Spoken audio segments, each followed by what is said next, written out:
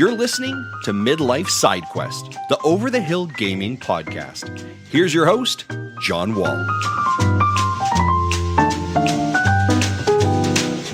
It's Thursday, October 5th, and welcome to Midlife Side Quest, the Over the Hill video game podcast. Every week, I, John Wall, bring you the latest gaming impressions, industry news, and tales of a Gen X geek delivered to you in 15 minutes to fit your busy life. I am very happy to have you here today because on this episode, I'm going to be talking about El Paso everywhere. To make sure you never miss an episode, you can subscribe to the show, which is available on all major podcast platforms, including Spotify and Apple Podcasts. And I would greatly appreciate it if you left a review while you're there. It really helps to get the word out about the show. Also, if you would like to chat about today's show or just hang out and talk about games, you can find me on Twitter, Threads, and Facebook by searching for Midlife Side Quest. Every week I open the episode by sending out some positive vibes. It's a special shout out to somebody who I admire and appreciate in an attempt to spread some good energy and make the gaming space a bit more welcoming. And this week's positive vibes are going out to Gamer Cat Cafe.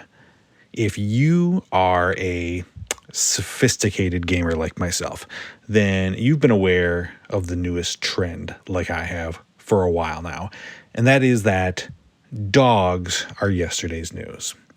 For a while, dogs were like all the rage. Oh, I wonder if I can pet the gross and smelly dog in this video game. Well, nobody cares anymore. Dogs have been exposed as the emotionally needy phonies that they are, turd eaters. Cats are where it's at now. And if you love cats and video games, and most importantly, cats that are in video games, then you need to follow Gamer Cat Cafe. Their message is to spread the gospel of felines and celebrate all of the cats that appear in your favorite games.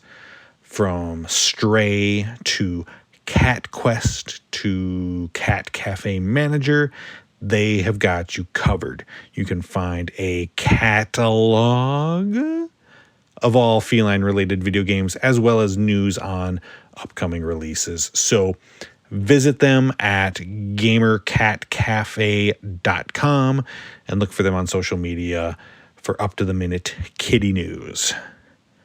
Suck it, dogs.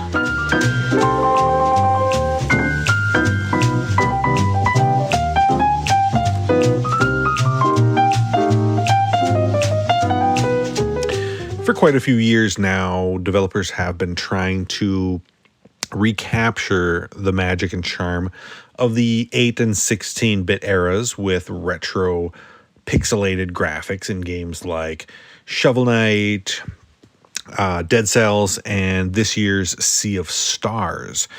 You see this a lot, not only because older gamers are nostalgic for the days of the Genesis and the Super Nintendo, but also because the visuals in those games hold up remarkably well, 30 plus years later. Seen considerably less often are games that try to recapture the look of, say, the PS1 era or the Nintendo 64. This is probably because despite, giving birth to some of the most beloved video game franchises of all time, that era of gaming holds up less well. Let's face it, they're ugly. They're really ugly. Developer Strange Scaffold, though, is betting that there are enough folks who remember those days fondly because their new game, El Paso Elsewhere, seems plucked straight out of 2001. I don't think they would take offense to me saying that this game is 100% unapologetically Max Payne. From the visuals to the gameplay to the storytelling, this game is mimicking the classic Remedy title and doing it proudly. You play as James Savage, a pill-popping, gun-toting badass who is shooting his way through hordes of creatures in search of his ex-girlfriend, who just so happens to be a vampire hell-bent on bringing about the end of the world. Whoopsie daisy. This third-person shooter doesn't waste a heck of a lot of time before throwing you right into the action. It's broken up into about 50 bite-sized levels. You'll be running through hallways and graveyards, blasting all manner of creature from vampires to werewolves. As you shoot your enemies into tiny little monster chunks, you can dodge roll, you can dive, and like the aforementioned Mr. Payne, you can press Y to go into slow motion, which is particularly fun as you're diving through a window, blasting a monster with your shotgun in a flurry of blood and broken glass.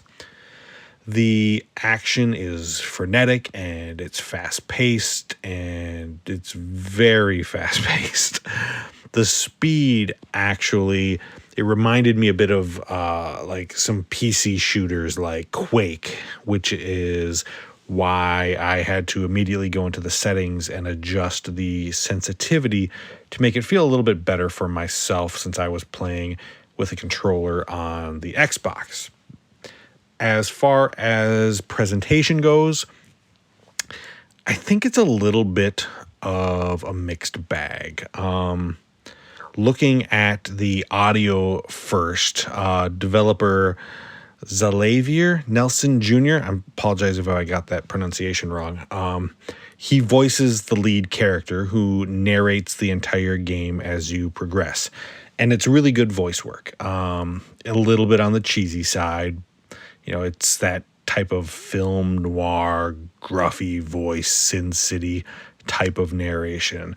That's what they're going for, and he does it really well. Nelson also helped create the soundtrack, which is a collection of original hip-hop tunes. Some of the songs worked for me, and some really didn't. Visually, I don't know. When your artistic inspiration is, you know, late 90s, early 2000s 3D gaming, it's just not going to be pretty. And it isn't. It's blocky character models and blurry textures and simple environments.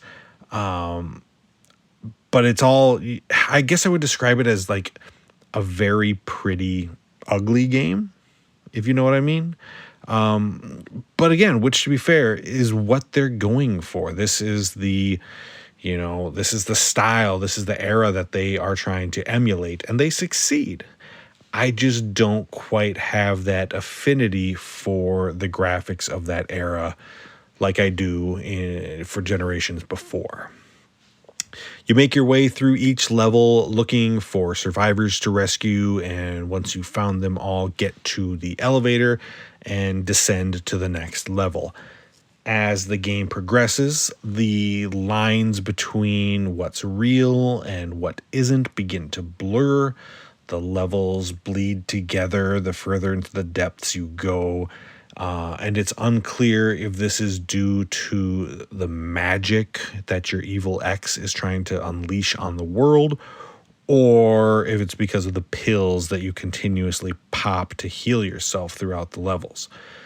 You can collect wooden stakes by breaking furniture, which will one-hit kill enemies by stabbing them in the chest, and you'll be given lots of new weapons every, 5 or 6 levels or so, which adds a nice variety as you play around and figure out which guns really feel the best for your playstyle.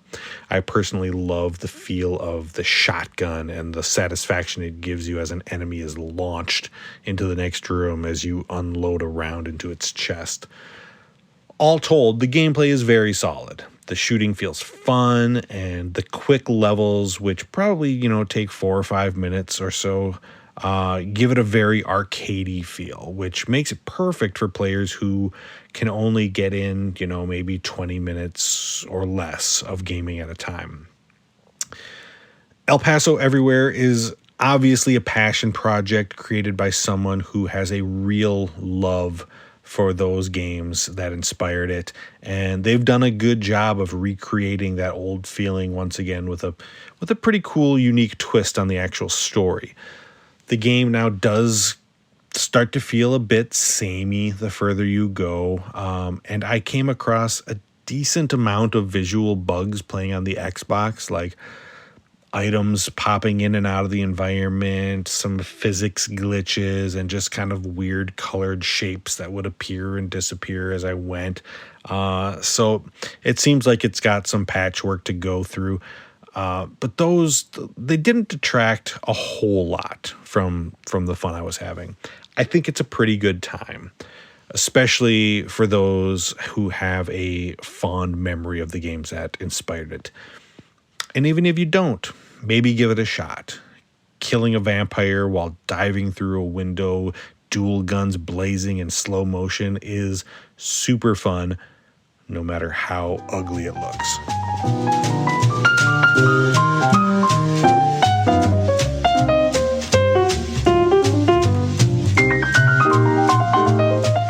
It's the first week of October, and you know what that means.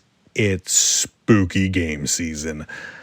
I love the fall season, not only because of the cool temperatures and the fall colors, but because I love Halloween and I like spooky games.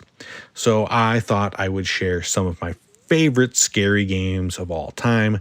And I'd also like to hear from you what your favorite scary games are. So let me know.